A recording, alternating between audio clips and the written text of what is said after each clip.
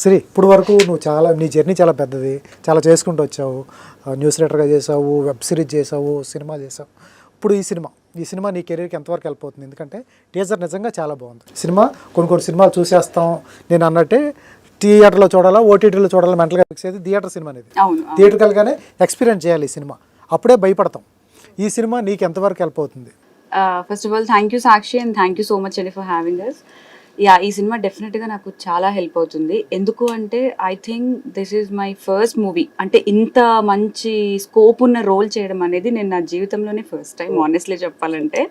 So అక్కడ ఒక దగ్గర ఐ వాజ్ లైక్ ఓకే, ఒక పాజిటివ్ వైబ్ వచ్చింది.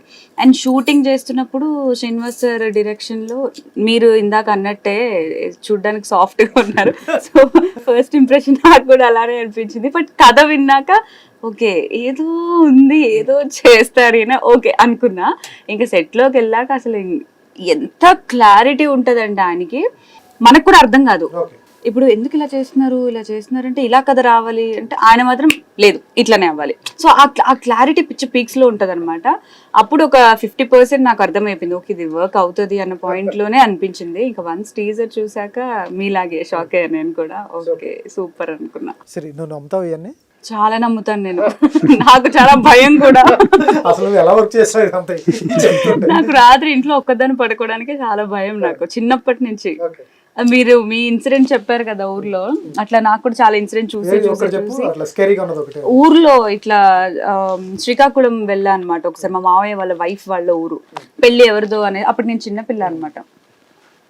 సో అప్పుడు ఇలా వెళ్ళినప్పుడు ఇట్లనే ఆమె నార్మల్ గా ఒక బిహేవియర్ ఉంటది, ఒకేసారి ఇలా గాలి పట్టింది అలా అంటారు కదా. సో దాని తర్వాత కంప్లీట్ గా మారిపోతుంది. ఓకే ఇంక అప్పటి నుంచి చూసి నైట్ 8 అయితే ఊర్లో అసలు బయటికి వెళ్ళొద్దనే అంటారు. మళ్ళీ రైల్వే ట్రాక్ వెళ్ళి ఉంటది, అటో కూరు ఇటో కూరు, ఆ రైలు పట్టాలు దాటి వెళ్ళకూడదు. 8 అయితే వెళ్తే ఏదో అయిపోతుంది. సో అవన్నీ మేబీ అవన్నీ మన మైండ్ లో ఫిక్స్ అయిపోవడం వల్ల అలా ఉండిపోయామేమో. కానీ ఇప్పుడు నాకైతే చాలా భయం బాబాయ్. దేవుడు ఉన్నారు, దెయ్యము ఉంది, ఆత్మలు కూడా ఉన్నాయి. అయితే కొంచెం దేవుడి దగ్గరికి వెళ్తా ఉంటాం బెస్ట్ ఇంకా.